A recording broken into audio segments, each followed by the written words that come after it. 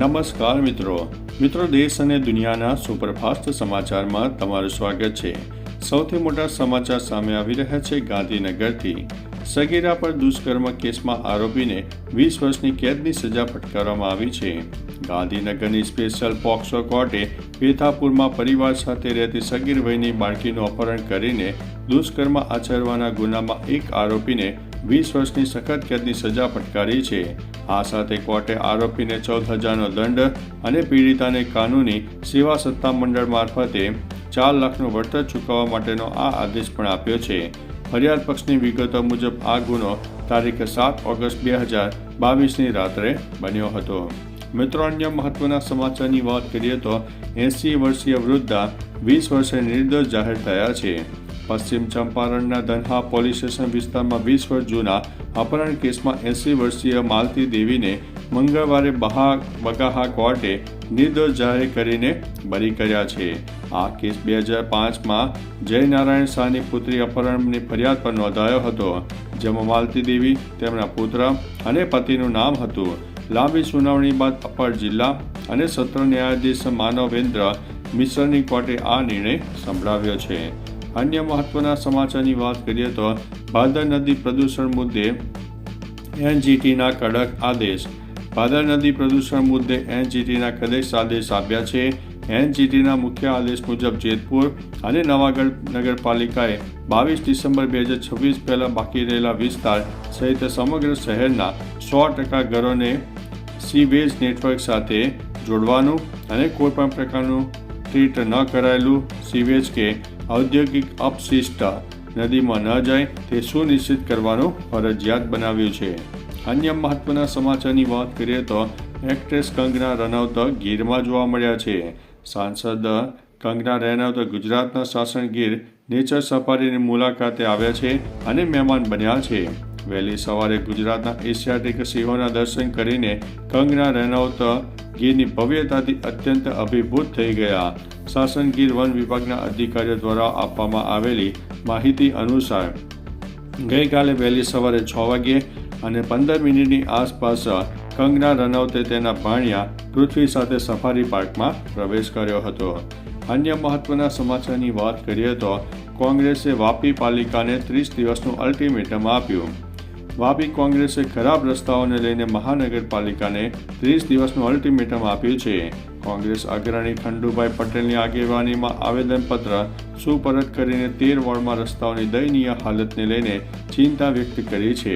Deputy કમિશનરે નાગરિકોની અસુવિધા બદલ માફી માંગી છે।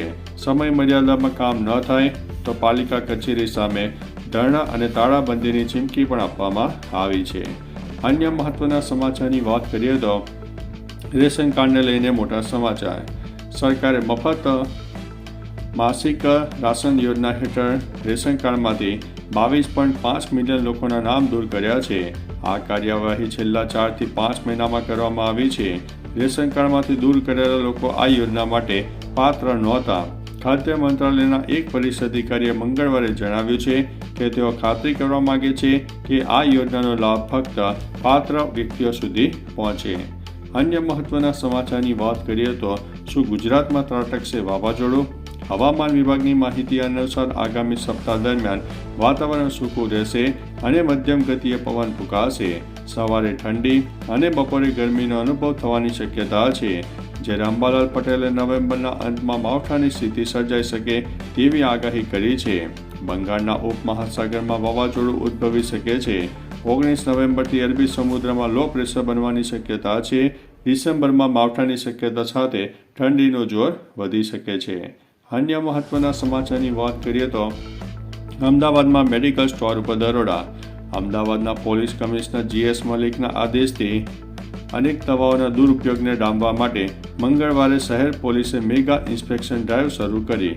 મણિનગર, ખોખરા, ઈસનપુર અને વટવા GIDC સહિતના મેડિકલ સ્ટોર ઉપર દરોડા પાડવામાં આવ્યા। આ ઓપરેશનમાં પ્રિસ્ક્રિપ્શન વગર અનેક દવાઓનું વેચાણ, પ્રતિબંધિત દવાઓનો સ્ટોક અને નિયમોથી વધુ સંગ્રહ કરતા દુકાનદારોને ઓળખવા પર ધ્યાન કેન્દ્રિત કરવામાં આવ્યું હતું। મિત્રો, અન્ય મહત્વના સમાચારની વાત કરીએ તો લોરેન્સના ભાઈ અનમોલને અમેરિકાથી ઇન્ડિયા લાવવામાં આવશે। ગેંગસ્ટર લોરેન્સ બિશ્નોઈના ભાઈ અનમોલ બિશ્નોઈને અમેરિકાથી ભારત લાવવામાં આવી રહ્યો છે. 18 નવેમ્બર 2025ના રોજ રિપોર્ટ થયેલો અનમોલ 19 નવેમ્બરે ભારત પહોંચશે તેવી શક્યતા છે. તેના પર બાબા સિદ્દીકી અને સિદ્ધુ મૂસેવાલાની હત્યા અને સલમાન ખાનના ઘરે ગોળીબારના આરોપ છે. યુએસ હોમલેન્ડ સિક્યુરિટીએ જીઝાના સિદ્દીકીને અનમોલના ડિપોર્ટેશનની જાણ કરી છે. અન્ય મહત્વના સમાચારની વાત કરીએ તો શિવ ઠાકરેના ઘરમાં આગ લાગી. ગોરેગાંવમાં શિવ ઠાકરેના ઘરમાં આગ લાગવાની ઘટના બની, જેના કારણે ઘણું નુકસાન થયું છે. તેમની ટીમે પુષ્ટિ આપી હતી કે તેઓ સુરક્ષિત છે અને તેમને કોઈ ઈજા થઈ નથી. શિવ ઠાકરેના ઘરનો એક વિડીયો સોશિયલ મીડિયામાં વાયરલ થઈ રહ્યો છે. વાયરલ ભાયાણીએ પણ અભિનેતા વિશે અપડેટ આપ્યું છે, જેમાં જણાવ્યું છે કે શિવ ઠાકરે સુરક્ષિત છે અને તેમને કોઈ ઈજા થઈ નથી. આગથી કોલ્ટે પાર્ટી વર્વે બિલ્ડિંગમાં તેમના ઘરને અસર થઈ જવા પામી છે. અન્ય મહત્વના સમાચારની વાત કરીએ તો હવે નકલી જેલર ઝડપાયો. બ્લેકમેલિંગ કેસમાં ફસાયેલા આરોપીના પરિવારને લાસ્ટ જેલર તરીકે ઓળખ આપીને પૈસા પડાવનાર આરોપીને જોન બે LCBએ ઝડપી પાડ્યો છે. આરોપી ન્યૂઝ ચેનલના ક્રાઇમ એપિસોડ જોઈને પોલીસ સ્ટેશનમાં વકીલ બનીને માહિતી મેળવતો અને પછી અનેક સગાને ફોન કરીને જેલરની ઓળખ આપીને સુવિધા આપવાના બહાને ઓનલાઈન પૈસા ટ્રાન્સફર કરાવતો હતો. તે માત્ર કીપેડ મોબાઈલનો ઉપયોગ કરતો હતો. હાલ તેને સુરત પોલીસને સોંપવામાં આવ્યો છે. અન્ય મહત્વના સમાચારની વાત કરીએ તો પાસપોર્ટ જારી કરવાની પ્રક્રિયા શરૂ. ભારતીય પાસપોર્ટના સુરક્ષા પરિણામોને વધુ સુધારવા માટે વિદેશ મંત્રાલયે દેશભરમાં પાસપોર્ટ જારી કરવાની પ્રક્રિયા શરૂ કરી છે. જો તમે 28 મે 2025ના રોજ અથવા તો તે પછીનો નવો પાસપોર્ટ મેળવ્યો હોય અથવા તો તમારો પાસપોર્ટ રિન્યૂ કરાવ્યો હોય તો તમારે નવો પાસપોર્ટ પાસપોર્ટ થઈ જશે.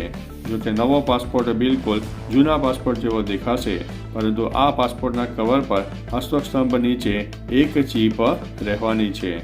અન્ય મહત્વના સમાચારની વાત કરીએ તો મોબાઈલમાં વ્યસ્ત કાર ચાલકે બાઇકને ફંગોળી દીધી. નવસારી મરોલી રોડ પર સાગરા ઓવરબ્રિજ ઉપર ગંભીર અકસ્માત થયો છે. મોબાઈલમાં વ્યસ્ત ચાલકે કારને પૂર ઝડપે લઈ લીધી અને સામે આવતી બાઇકને અડફેટે લીધી, જેથી પિતા અને પુત્રનું ઘટના સ્થળે મોત થયું છે. બાઇક પરથી પછડાતા પુત્ર નીચે પટકાઈ ગયા હતા, જે ગંભીર ઈજાઓ થઈ છે. મરોલીથી નવસારી જતા કાર ચાલકે સ્ટીરિંગ પરથી કાબુ ગુમાવ્યો, જેથી ધડાકાભેર ટક્કર થઈ અને કાર બ્રિજની દિવાલ સાથે અથડાઈ ગઈ હતી. તો ચાલો મિત્રો, ફરીથી દેશ અને દુનિયાના સુપરફાસ્ટ સમાચાર લઈને મળતા રહીશો. ત્યાં સુધી અમને રજા આપશો. નમસ્તે.